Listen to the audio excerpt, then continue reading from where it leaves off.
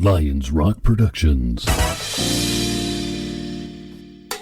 This is Jay This Moore. is Greg Proops. This is Jordan Harbinger. This is Dexter from The Offspring. This is Nathan This is East. Sebastian Younger. This is Rick Marotta. This is Stuart Copeland. This is Mick Gillette. This is Andy Summers. Hey, this is Skunk Baxter. This is Gabby Reese. This is Rob Bell. Hey, this is John Leon Guerrero. Hey, and this is Pete A. Turner. Hi, I'm Janeshia Adams-Ginyard, and you are watching the Break It Down Show. And now, the Break It Down Show with John Leon Guerrero and Pete A. Turner. That's how we do it around here. We just do stuff just that easy. Janeshia is an actress, a stunt woman, and like anybody who lives and works in Hollywood usually has slashes until they finally make enough money. And one of the slashes, they're like to forget all the other hobby stuff, right? But what other slashes are in your list of things that you're like, you know what? I also do this a little bit too. I also write, I also direct, and I'm a motivational speaker. All right. Yeah. In the true Hollywood fashion. And you grew up, you're a Southern California girl. I am SoCal all the way. Cerritos. I went to Gahr High School. Go Gladiators. So, yes. Yeah, that's awesome. And you're on the show because you're Emmy nominated. Look at you. Thank you. I am Emmy nominated. Oh, can I show you my medallion? Look at Please. my 2001 Emmy nominee. Look at that. Yes. That's awesome. Thank you. Did you know a couple of years ago that you'd be sitting there with a nominee medal from the Emmys? Never in a million years would I thought that. Never. This, I'm still ecstatic. I'm jaw dropped. I actually found out about my nomination when I was working. I'm on location right now on a project, and I came back to my chair and my phone was going crazy. And I had to literally Google and ask someone what is going on? I kept saying, congratulations, how exciting. And I'm like, what are they talking about? But I'm ecstatic. I'm just truly blessed. I'm so humbled. I feel like my hard work has paid off. Yeah. In the business that you're in, the business that we are in, I mean, heck, I'm in show business in some ways too, right? Hard work is not always recognized. You can't always hard work your way into, look, you can hard work your way into getting jobs, but Emmy nods, that's different. What do you attribute this to?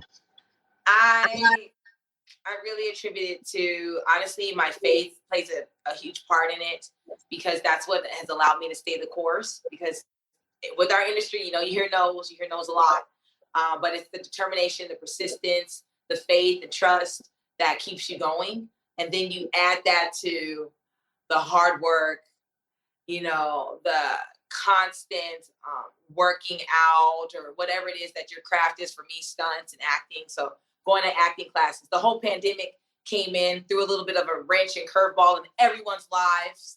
But I still stayed with my acting. I was doing online classes. So I just think that foundation of just being persistent and adamant of not giving up on the dream that you have.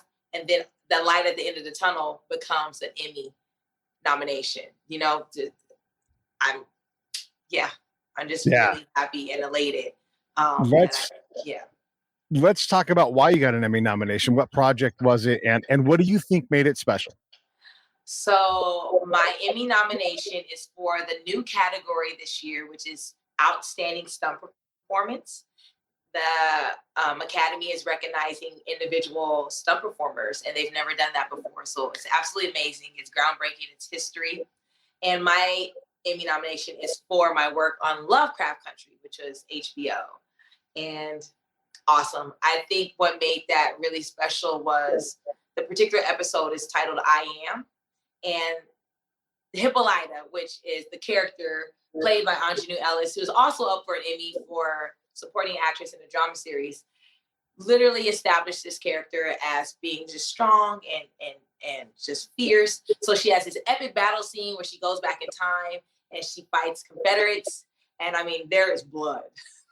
There is blood. She's blessed. She does wire work. So I did fighting, I did wire work, I did driving. And I just think all of that grouped together, showing this particular character in so many forms and fears and just cutthroat and strong.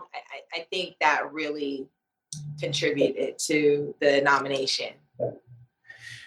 let's back up and let's Yes. talk about the work it takes to get to where you're at, because you were mentioning it. There is a lot of money. There's a lot of time. There's a lot. You got to go out and you got to you have to be able to do wire work. You have to be able to Yes. do the kind of fight scene. Yes, I can stunt drive. Yes, I can act. Yeah. Talk about the time. And look, and you have to eat right every day. You have to work out. You have to work out in a way that Totally. makes you employable. Let's talk about all of the things that go into being marketable in Hollywood, because we think it's easy. It's easy when you're in front of the camera, maybe, but boy, oh boy, It's so much work that goes into it. And it's a part of the process, right? So like you said, when I first started out in the industry, I didn't really know what stunt was.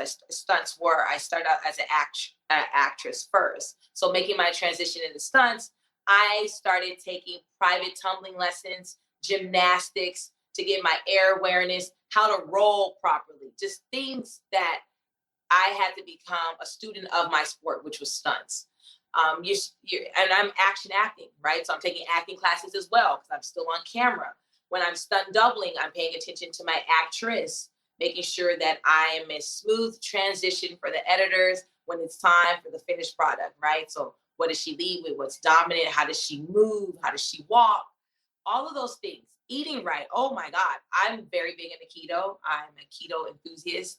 And so eating is very big for me, and just a part of, my body is my instrument. So I have to make sure that I'm right inside and out, physically and mentally, getting enough sleep, making sure that I'm surrounding myself in environments that breed positivity and light, not negativity. So all of that, all of that stuff is what I've used to help me become the performer that I am. What does that take time wise per month? I mean, when you look at a week or whatever, I mean, because that sounds nonstop. I mean, obviously the eating thing never quits, Yeah. right? That's every meal you've got to, you can have splurge days or whatever, but the other stuff, it's just got to be a constant attack too. I just consider it, this is my lifestyle. I literally look at it, this is the lifestyle that I have to live by. Yeah, we have cheat days sometimes because I love donuts. I love Kit Kats, but I definitely know I have to have some type of self-control because I can't just eat a bunch of that and then think I'm going to be able to perform at the highest level possible. It's just not going to happen. And for Lovecraft, I worked on that project, I want to say almost like 5 weeks. The choreography for the fight sequence was a lot. It was a lot of time. I did single-handed sword work. So just choreography, you want to make sure you're able to function at that high level. Because when the camera's rolling, you're doing take after take after take after take. And you want to make sure you're accurate and fierce and giving the same energy every time. You don't want to slack. You don't want to be inconsistent. So I would say you have to make it a lifestyle. It can't be something that you just dibble and dab in. It needs to be a consistent type of mindset. Yeah, because this is going into my 11th year doing stunts, going into my 11th year. So it's a lifestyle. Another aspect, we've had other stunt people on the show before, and one of the things that we don't realize is just how good stunt people are as they, 11 years, like, look at you, you're adorable, you're a rookie, right? Like, there's people that have done this for 40 years and they're so damn good and their bodies are broken, but also well cared for. And you see these guys are 60 and you're like, look at your arms. So talk a little bit about the people you get to meet who work on these gags with you and what it takes to be at the top of the profession, because you guys don't nearly get enough credit for what you all bring. Thank you. Thank you very much. I would like to think that based on all the noise that was created with recognizing stunt performers, we are now starting to get the recognition. But I will say that I've worked with some actresses that just really continued to show me love when I would double them, like Michaela Gibson, Anjanou Ellis. Anjanou is who I doubled on Lovecraft.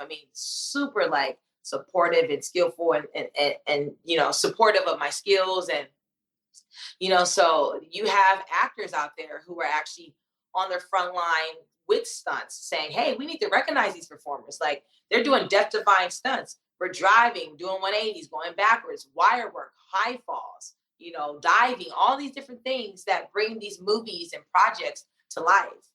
Dialogue is great, but God dog in action is amazing. So I think people will now be able to really pay attention to it, knowing that we're starting to get some recognition on a global scale. When you see a movie, and I guess really procedurals too, but when you see a movie, it really comes to light just how many people. I mean, getting a movie made is impossible. Now you have to coordinate 4,000 people, subcontractors, OMG, so many Yes. different things and people. And like Tom Cruise wants to do his own stunts and on occasion breaks his ankle. And he's like, well, we're going to have to work through my broken ankle because everybody here's got to get paid. Yeah. Yeah. It's so many people on the sets, on the projects. And then when you're talking about the action part, you have the whole stunt team, right? So you have like the stunt coordinator, the fight coordinator, the fight choreographer, all the different, I was going to say goons, all the different people playing those bad guys or whatever, like all the additional stunt performers. So it definitely takes a team. You have your rigging team, the people that are running the wires, and it's a lot. It's a team. It takes a village. Isn't that like a parable or saying? People say it literally takes a village. It takes a village to make these projects happen. But boy, oh boy, when they're done, they're amazing. They are amazing. Yeah. Amazing. And I think how the village operates has evolved, good and bad. I mean, there's like the good old days, there's things about that are good, but there's also the good old days and the things that are bad about that. We've got a couple of directors on the show, but one of them was saying that when you try to get people to do things, you can't just use like a football coach attitude, like, grab your shit, let's go. Yeah. You've got to handle these things differently now than when you used to be able to, because it's a lot less, I guess, authoritative. And we've evolved in that way. Yes. Have you witnessed similar things where it's a lot more, I don't know, I guess a gentler, maybe a more empathetic approach as to the go do it my way or the highway kind of approach? Yeah, that's a really good question. I have experienced both. Actually, I've been on sets where it's that, hey, hurry up, let's go, get it going. It's like super chaotic, out of control. And then I've also been on the sets where it's like, hey, okay, everybody, so we're getting ready, this very pleasant, very respectful, non-threatening. I've seen it on both ends, from the higher level with directors. I've also seen it with actors as well. Everybody wants to be around the pleasant actor, right? The one who treats the crew and cast nice, who speaks to everyone. Hey, I've been on some sets where the actors are just, what's the word? Just a-holes, completely. Just rude, nasty, just unnecessary, unnecessarily just evil. So I've been on both ends, and the ones I like are the ones where the directors are pleasant and the actors are pleasant and they're engaging and they're friendly, because everybody, you want to create that environment. You want a good, positive environment that's breeding good energy, just good, positive vibes all the way. That's the mood and the vibe that I like to work in. I can work in the other, I have, but if I had to vote, I'm voting pleasant and positive energy all day. How do you manage your time outside of, like, right now you're on a shoot, right? And so you have to, I mean, that's your prime focus, but you also have to fill the well. Like you don't want to go and focus only on this and come back and be like, now what am I going to do? Like, let me get back to auditioning and bug my agent and all those things. How do you manage that? Because that's always seems scary to me. Like, you have to give your all, but you can't give all. You have to hedge a tiny bit at least, right? Yeah, like you manage it. Like, I have a team, thank God, and that helps. But even when I didn't have a team, you still, you focus on that project, whether it's 9 to 5 or whatever your hours are. And then when I'm off of set, when I leave and go home, then I'm checked in where I need to be checked in, whether it's an audition or it's self-tapes. I've been on this project since June, And whatever, September tomorrow, I've already had probably at least 15, 20 auditions for other projects. So I have to manage the time. Some of them, I'm on East Coast, so I'm 3 hours ahead of most of all of the auditions that have come in. So I find that balance whether I have to do it in the morning, very early, or during lunch. But it is a fine balance. You do things to stay sane, whatever that is. I personally like listening to music and dancing. That keeps me feng shui. See, it keeps me in the right headspace, mindset. My mental health is good. So I tend to do that to stay focused and grounded and on task. Yeah. Yeah. I can appreciate that. Are you on an acting shoot or are you on a stunt shoot for you this time? I'm doing both. Yeah. Oh wow. Okay. Yeah. So does it get you paid twice or get you paid more? Is that do you have 2 jobs or 1 job? How does that work? So technically, it's like 1 job. Okay. Yeah, it's technically like 1 job because I'm myself, but I can do my own stunts. So you can do your own stunts, but does that get you paid more? I mean, like, does the union say, aha, this is job code 10 and not job code 2? Yeah. There are codes involved. And there's negotiations involved for that because I can't do my own stunts. So, yes.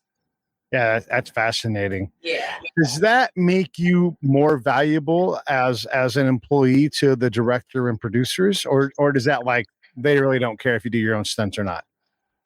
I think I am more valuable that way. I've been on projects where I was hired because I could do my own stunts.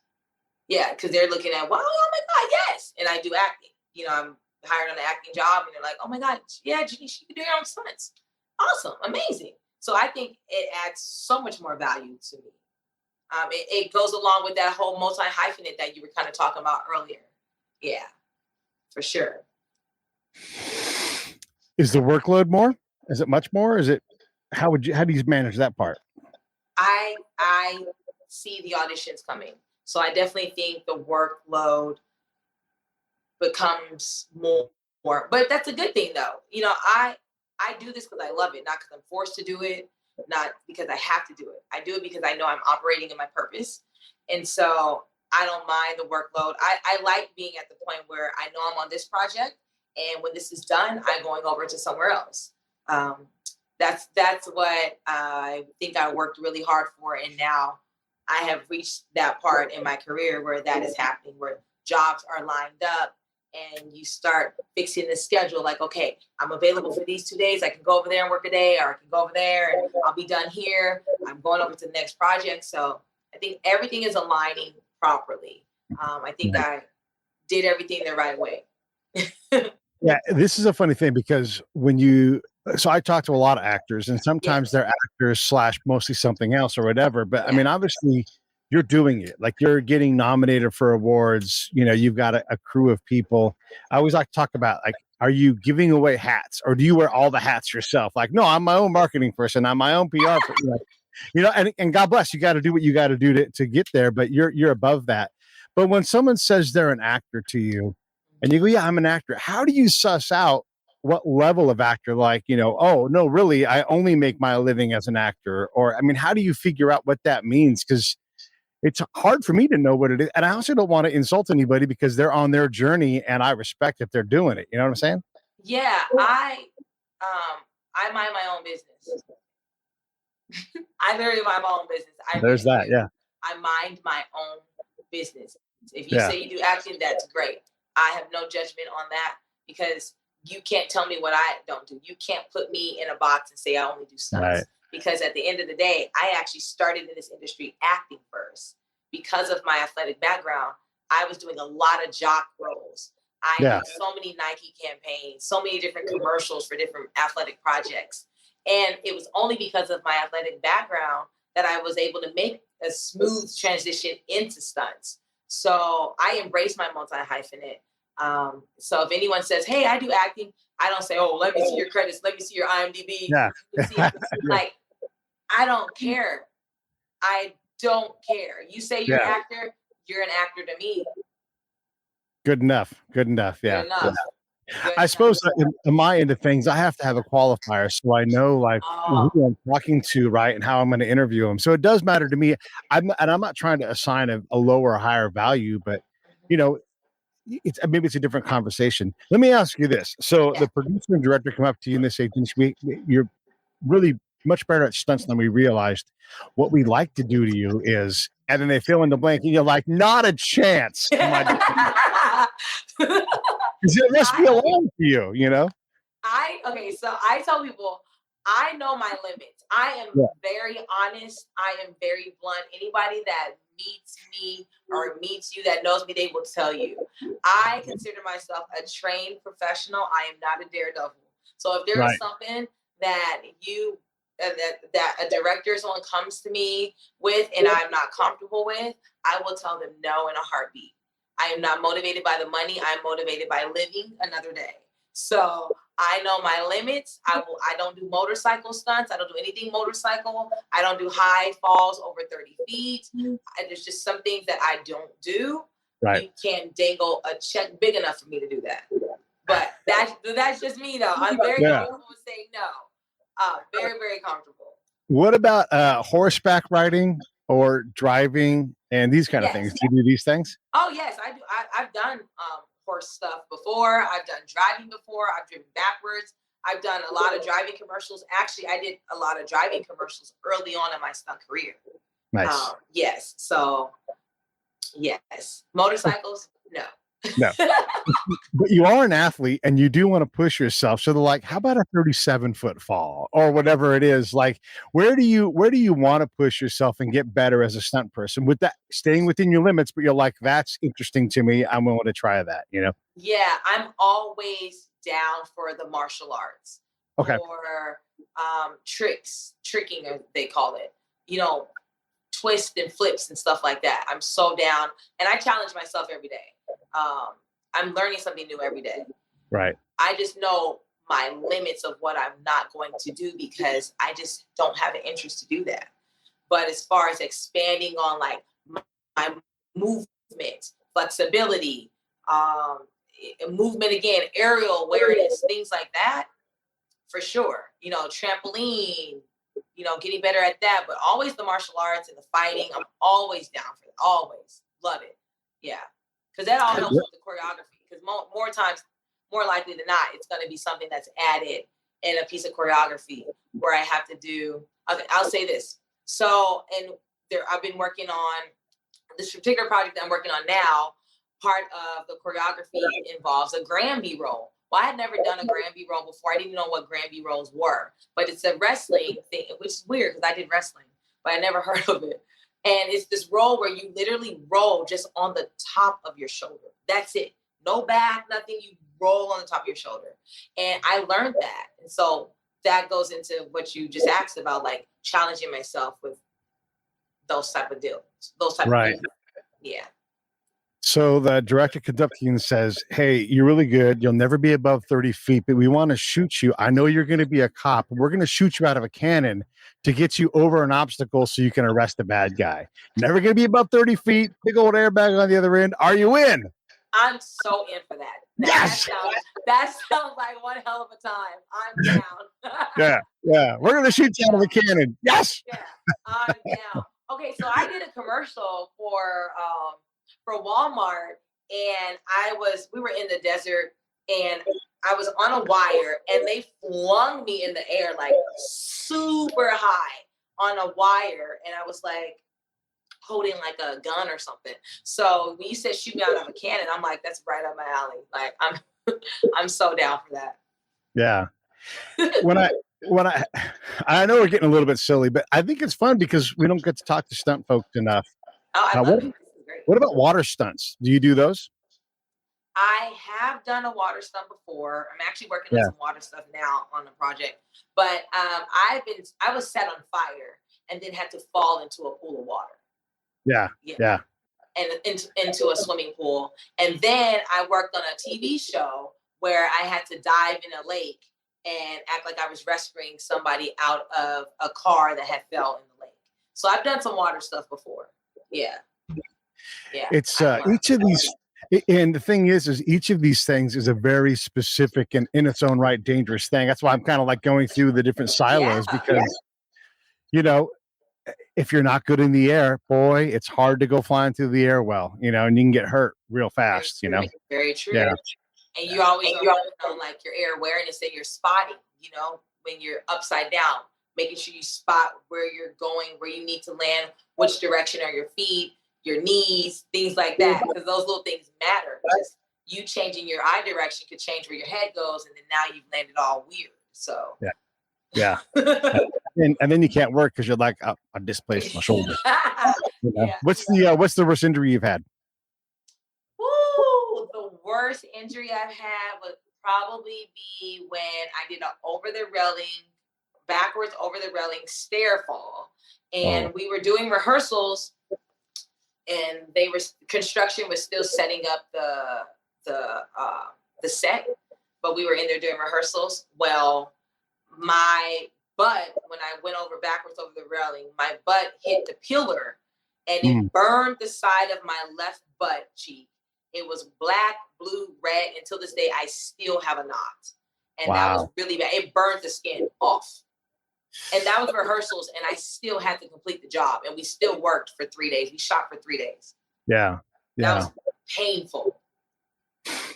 Yeah. Yeah. I mean, you think about that. Like, that's the thing, right? Like, it's a practice. You're not even doing it for reals yet. And you get this significant injury. Yep. And you still got to get paid because you haven't done the job yet. You know? And you're still doing the work. And I did not realize just how fast I flew over the railing, but just how my body just slid across that pillar and just burned the hell out of my rear. When you look at people's careers, and I think about these fantastic actors, there's just so many of them, you know, they play characters or whatever it is. And that's the level of their career, right? Like they get to being the person who plays this kind of a role. Yeah. And you look at their IMDb, and it's like, you know, every procedural, a zillion things. They're busy all the time, but they never really get noticed outside of Hollywood, you know, going to the Ralphs late at night in Hollywood, you know, like, oh, yeah, there goes, what's his name, you know, whatever. Is that all right for you? Like if you wake up 25 years from now and you've been busy the entire time, does the celebrity matter? The celebrity doesn't matter actually, because I know I'm operating in my purpose. So at the end of the day, I will have served my purpose. But I do know because I've served my purpose, the recognition will be there. Does that make sense? Because I'm so active in my purpose that I can't be unnoticed. Like I'm so big in my faith that you can't see me without seeing the faith. So I think it's one and the same for me. But the celebrity doesn't matter. It doesn't matter. Yeah. And I could guess that answer about just by talking to you, but it's something that we all need to hear because it's really easy to look down on someone that has on the surface this wonderful life because they're the star and the celebrity, but everybody's got problems and you don't want anybody else's problems, you know? Not at all. And I tell people, you see my glory, but you don't see the story. You don't know what I went through. You don't know the sacrifices that I made, the private tumbling and gymnastic training that I would take 3 to 4 times a week before the gym opened, and then stayed an additional 2 to 3 hours after the gym opened just to work on what I worked on before the gym opened. Like you don't see that. You don't hear that. You don't see the sacrifices that I made staying late at night, training, falling, busting my ass. You don't see that. You just see the end result. You see, oh, that's Nomble from Falcon and Winter Soldier, or that's you see that. You see, oh, that's Janeshia from Black Panther. You don't see the no's that I was dealt. You don't see the emails that I sent to veterans who look like me reaching out for help and they've returned with void. So you don't see any of that. But that's why I tell people also, never allow anyone to deter you from your dreams, your aspirations, and your goals. Because at the end of the day, you can accomplish whatever it is that you want to do. My route might not be the same as someone else's route because there is no right or wrong way to get to where you want to go. Like we kind of create our own luck. I don't have any family in this industry. I didn't come from parents that are coordinators or actors. I'm just a regular, normal person who did track and field, who grew up and said she wanted to be a sign language interpreter for deaf athletes, And so I'm sitting here now, Emmy nominated, stunt woman, actress on a TV show. So it's just amazing. But I'm literally only here because of my faith and persistence. My faith and persistence. That is what got me here. I love it. I mean, this is one of the big things that I believe, and we've explored this quite a bit on this show, is regardless of any outside thing, because it turns out it's really hard to get into Hollywood and make a living doing it, and the people that do quite often work like you do, they're like before the gym, after the gym. The producer who also works out there is like, damn, is she here already? Yeah. Damn, still here? That gets you jobs in this industry. And if you fix your end of the equation, then you can worry about some other, like, hey, I'm being held back for ethnicity, for race, or for class, or for every. But if you are doing all the work, you put the work in. When I worked on the first Black Panther, the coordinator would tell you, we would have lunch. I would practice my bow staff during lunch. People would be eating their food. I was practicing my bow staff during lunch. Like, you put in the work. We went on our Christmas hiatus. I went to my best friend's house. Her husband, Coach K, he coaches at Oregon now. He made me a bow staff, a wooden bow staff that was heavier than the practice ones, so that I can use on my left hand because I'm right hand dominant. And I came back during Christmas hiatus and was like, literally the coordinator made an example, like, oh my God, Janeshia, like, I cannot believe my left was just as good, or almost probably better than my right hand. You got to put the work in. You put the hours in. I think Kobe called it the Mamba mentality. Whatever. Everybody has their own little thing that they call it. Me, I call it mindset. Like, if I'm not doing it, then that means somebody else is out there doing it, and that's absolutely. I'm doing it. This is the journey I've created, and I got to operate in my purpose. So it's mindset. If you're gonna whoop me, you're gonna have to outwork me. That's sort of how I look at this thing. If you're gonna whoop me, you gotta outwork me. Early on in this show history, we had one of our first guests was Sly Stone. The great. Oh my God. Yeah.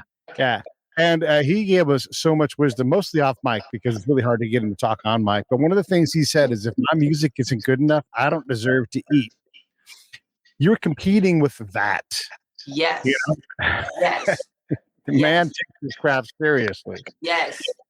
And that's how Hollywood is, though. I mean, I want to ask you the situation, the career situation, from a different point of view, because you have an artistic side. I mean, we haven't even talked really about the writing part, right? Because you're actually working as a stunt person. You're actually working as an actress, and so the writing stuff has to come along with it. But working within those paradigms, if Young and the Restless came along and said, you know what, why don't you come in? No contract yet, but we think we're going to keep this character around, and you're going to have a 40-year, because we've had a couple of people that are multi-decade actors, and as you know, the soap opera grind, those folks are pros. They work hard. Yes, they are in it to win it, is what I say. Because you said Young and the Restless, and I almost got chills because that was my mom's favorite soap opera. My whole family, actually, my mom, my aunts. I mean, if it wasn't Young and the Restless, it was Guiding Light and Bold and the Beautiful. So I know. So I'm just like, the soap opera life, it's a grind. It's a grind, but you are a pro. You're never going to starve. We've had Kate Linder on the show. She, and she came on as a day player, like, hey, just come on to do this. And she stayed the whole time. So she's still there. And so it's incredible. And these guys worked. This is how pro this is not for you, this is for the audience. This is how pro the soap people are. They worked through COVID. They're like, this stuff's got to go out. We're providing a service to people. And so they worked through COVID. Obviously they were safe about it. But if you get that gig, you get that call, it does cost you some artistic expression because there's only so much time, Mm-hmm. Yeah. What are your thoughts on that? I'm taking the call, because it also shows, being the artist where you can take direction. So it shows your flexibility. It's also a learning process, right? Because at the end of the day, it's still collaboration. And that's what this is. It's just a big collaboration with people who are able to take direction. So that's how I take it. How would you deal with the limitation on your time though, and then thus some limitation on your artistic creativity? You have to be very selective about what you're going to do in your downtime. Very true, but that's called management. That's called understanding priority, and it's called life. So I would deal with it. It's called being professional, actually. Yeah. It's called being professional. And I would address it and attack it in just that way. All right, I want to go back to stunt talk conversation. Okay, so when you're there, if you're just doing stunts, no acting, how long are you on the shoot? If it's like a 3-week shoot, how many days are you working actually on the set, sitting there, waiting for the rigging to get set up? And how long does that take out of that 3 weeks? It varies by production because you don't know. I don't know what that would be if I'm 3 weeks on a movie or 3 weeks on a TV show or 3 weeks on a commercial. A lot of this business is hurry up and wait. Everyone says that hurry up and wait, hurry up and wait. They get you ready at 5 o'clock in the morning with your hair and makeup, and then, you're done by 9, but then you don't shoot until 2, right? So then I could shoot at 2 and be done at 2:30, or I could shoot at 2 and be done at 8 p.m. at night. So you just don't know. Yeah. It definitely depends on the stunt, whether it's wires or it can just be a simple pratfall, falling off a chair, falling, it varies honestly from project to project. And when you're just on stunts, how familiar with the script are you? I mean, you don't need to know the lines on page 1, but you're also an actress. So when you put that script down, So I get this question a lot. There's times where I don't even see the script. A lot of times where I don't see the script. But I've been given the information and the details of what is, my responsibility as a stunt performer through my coordinator. My coordinator has probably already informed me on, hey, Janeshia, so it's going to be a fight. It's going to be a short fight sequence, short action sequence, or hey, you're going to get kicked down this hill. So my coordinator has already given me some of the details of what's involved, what I got to do. So yeah. So sometimes, the script isn't necessary. I just need to know, what do I need to do? What do I need to do? Who's in the scene with me? Right. Is self-motivated? Am I on a wire? Things like that. And if you're on a wire and if there's any rigging involved, then the riggers are definitely going to communicate with you. And every rigger I've been, that I've had to deal with on set has been amazing. They are very detailed and they tell me what's going on, what's expected. And I always feel safe because I won't do anything if I don't feel safe anyway. But I've always felt safe. Yeah, because they're all pros out there. But the other thing is how much acting do you do? If you're just doing stunts, how much acting goes into that? Because sometimes you've got to twirl your arms so that you can control your body in the air, but there are elements of acting in all of these things. Yeah, that's a great question. I actually consider, yes, but the question. I always celebrate those. Yeah, I consider myself, I think I said it earlier, an action actor. So my stunts it's me action acting. So how much acting is involved? It's all involved because I still am, especially if I'm doubling or even if I'm not doubling, it's action acting. I still have to continue. I can't do the action and then once I land, just be like, okay, I'm done. No, I'm still in the scene. I'm still in the moment. I'm still that character. So everything is acting, whether I'm doing the action acting or just dialogue until my director tells me cut. That's how I do it. Action, boom, boom, boom, boom, do it, fall, fly in the air, flail, scream, until cut. One of the best stories we've ever heard from actors on the show, and the things that just happen, right? There's a couple of them, but the one I'm going to tell is Zach Ward. Zach Ward, he played Scott Farkas in The Christmas Story, right? Oh, and they're all little kids. And so he wasn't as established as the kid that plays the toady kid, the little small kid. But when he showed up, he's like 4 feet tall. The other kid's like 3 feet tall. And so they're like, this isn't going to work. And so they rewrote their roles to make Scott Farkas this more. And here's the other thing that happened.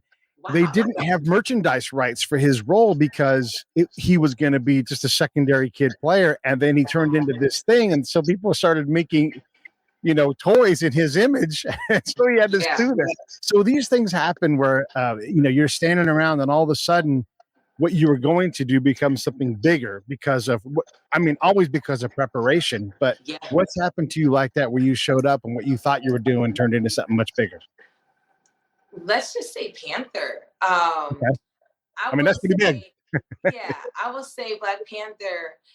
It's so funny when you talked about the preparation. You made me think about what my mom told me growing up. She always said proper preparation prevents poor production. And I think with Black Panther, the preparation that I had set previously with the training, the hard work, the consistency, all of that prepared me for that opportunity that presented itself.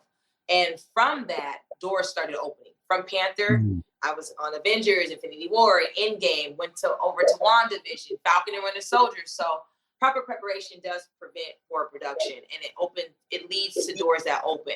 But I will say Panther because I knew that was an amazing project.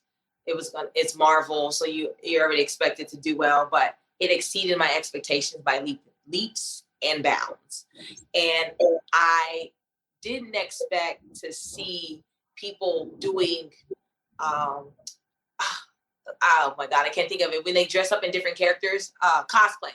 Like I would go to Comic-Cons and I would see people cosplay like my character with the tattoo over the right side of the face, just like how it is in the movie. Like I did not expect that. So I said Panther for that reason. For me having to shave my head, being bald, and the reception, like the way people receive that, I just did not expect that.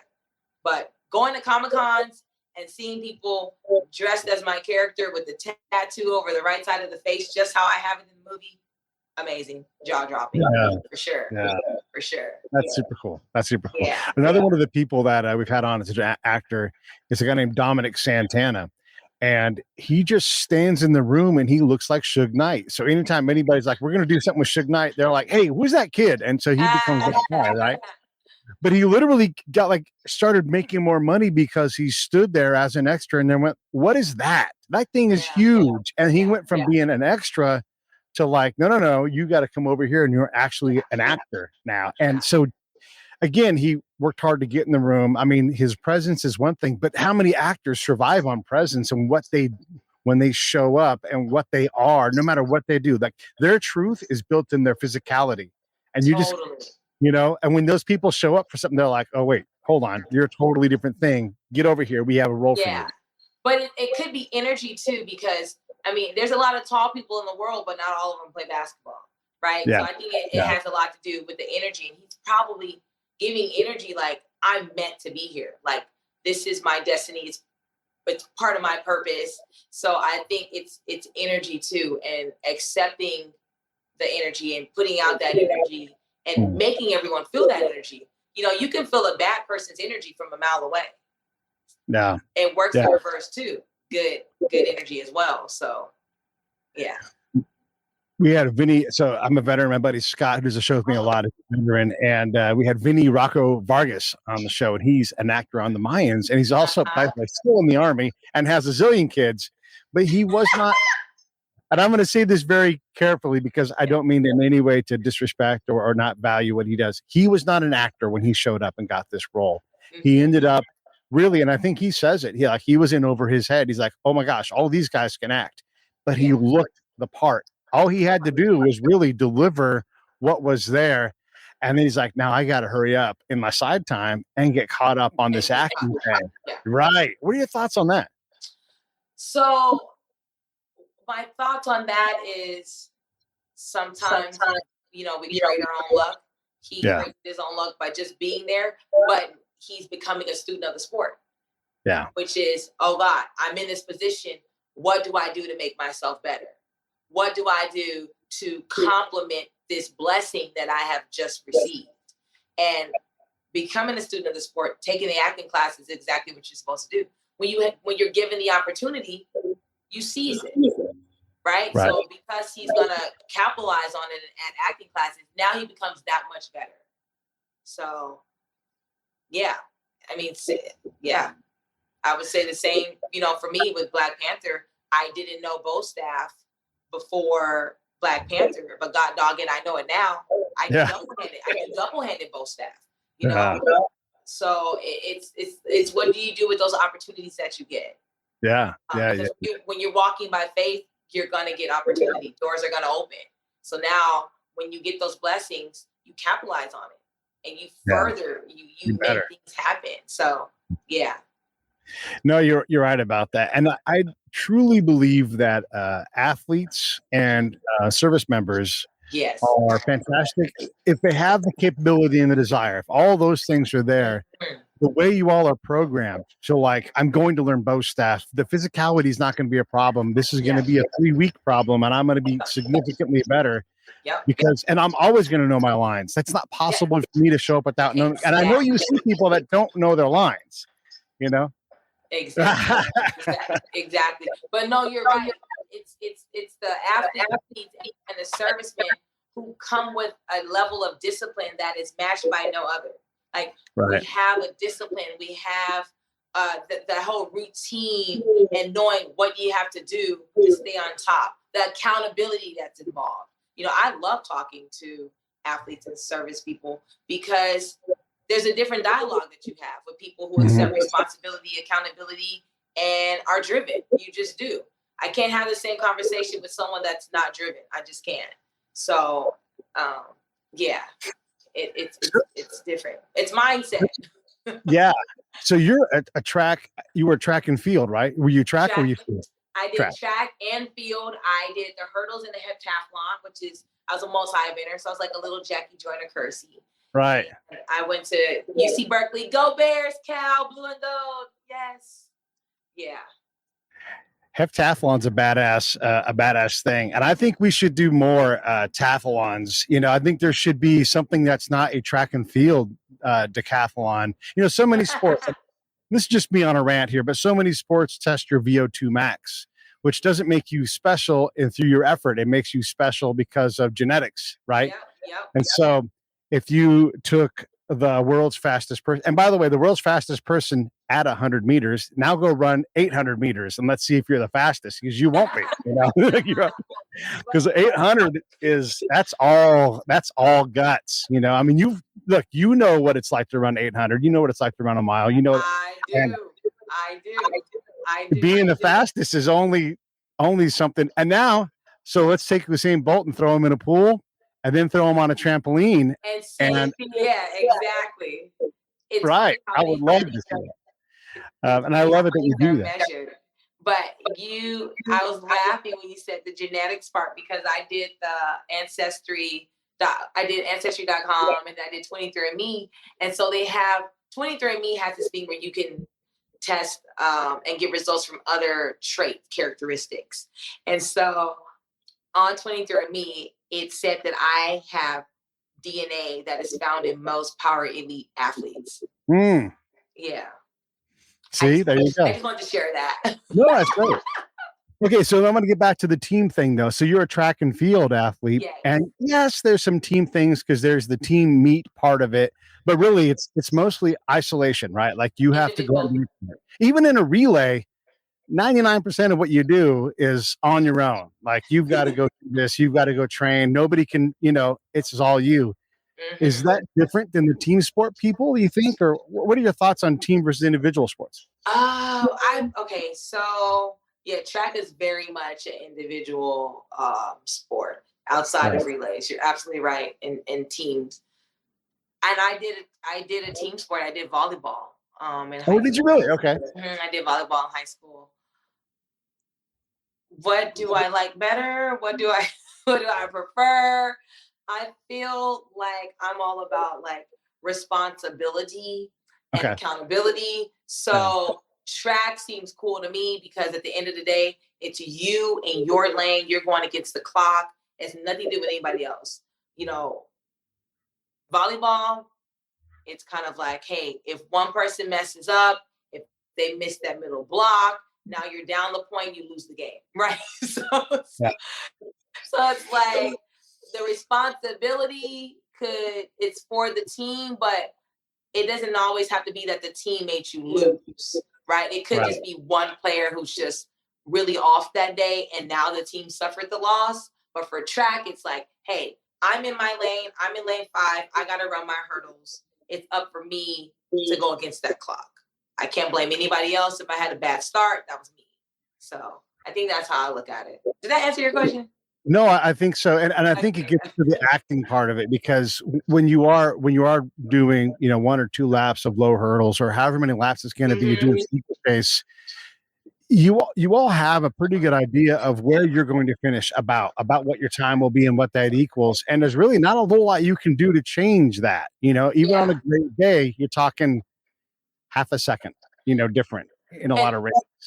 But think about the relay. Like, let's get back to the relay. So the relay, right? You got 4 people who have to pass this baton around the track. Well, we can have the best, fastest 4 people on paper. But God dog it, if you don't know how to get that baton around, you're not going to win. Somebody's to blame. You know what I mean? Somebody is to blame. Versus you have the 4 fastest people, and the one person can be individually great and win. But you put that person with 3 other people who take off too early, too late, don't pass the baton in the zone. Now you're DQ'd. So yeah, I love that swimming has so many events. That's why Michael, what's his name? Yeah, Phelps becomes the greatest Olympian ever, because there's just so many damned events. So if you were going to add an event that's not in track and field commonly now, okay, look, obviously we could do mixed quads, 4x4, 4x1. We can do right. Yes. But I mean something truly unique. And I'm going to tell you mine first, then you can go. There was a race I did in high school called Devil Takes the Hindmost, and everybody starts on the back straightaway, and then you run, right? And then you go around the track twice. And as you come around, anybody in the back, there was a chase team that wasn't part of the race. They were not competitors. They were like free radicals, and they would come up and they would touch you with this stick. And once you got touched with that stick, if you didn't pass somebody and get in front of somebody and you got touched again, you were out of the race. So there were a lot of people in the race, but it was chaos. And they thinned the herd, and it was a really remarkable way to cause you to. It affected pacing tremendously, because if you were towards track like I was, you're like, I have to make this, and you're passing guys, and they're trying to, and it was crazy. So that would be my races. A Devil Takes the Hindmost race. What would you want to add to track and or field? Oh my gosh. Event. If I had, to add, oh my goodness, I'm trying to think. Okay, so you already have like this jumping over high things, like high jump. Oh my gosh, I don't know. This is a hard one, because I'm thinking of some crazy things. I'm like, add the box jumps out there, have people doing box jumps, running. Like I don't know. So like an obstacle course kind of event? Is that what you're saying? It would definitely be obstacle course for sure. Oh, you know what? Thank you. Okay, so let's say if I had to do it, it would be an obstacle course where, so how for the heptathlon, you do the individual events and you stay with that event and then you move on to the next. I would probably make it the heptathlon where you do right one after another. From running the hurdles, you run right into the 200 meters. You pick up your javelin, you throw the javelin, then you go over the shot put, hit the shot put, run to long jump over the long jump. So I would continue everything. It's 7 events that would be continued all the way. Yeah. Who finishes that one right after the other? Right. Or maybe you get 5 hours to finish the whole thing at your pace and distance and everything, or whatever it is. Right. I love it. Yeah. I love it. I want to really briefly. I want to talk to the writer part of your brain. We haven't gotten to that part yet. What are you working on? What are you getting made? So I write plays. I started. I wrote 2 movies actually in 2014, and that was during a time where work was a little bit slow for me, and I wanted to create my own content. I was like, you know what? I don't have to wait for anyone to hire me. Right. I could create my own content. And I know how to write. I majored in linguistics. I know how to put words together and figure out the semantics and all of that stuff. So let's do that. So I wrote those 2 movies. But then fast forward, it was in 2017, I started writing plays. And I performed the one particular play a couple times. I wrote some skits and stuff for my church for the drama ministry. I started doing that. And then I wrote a second play and was taking that on tour. We performed it a couple times. We were meant to go to Oakland and perform it in 2020, and then COVID happened. So, but yeah, I enjoy writing. I'm very creative and I'm able to put stuff down on paper, and I'm always making sure that I like to write educational things. So my plays always have an educational component to it. I like to merge laughter and education. So I love it. Yeah. Because I feel like people receive information when they're laughing better than when they're not. So my projects always have some type of humor involved, but you're definitely leaving there with some new knowledge. So I love it.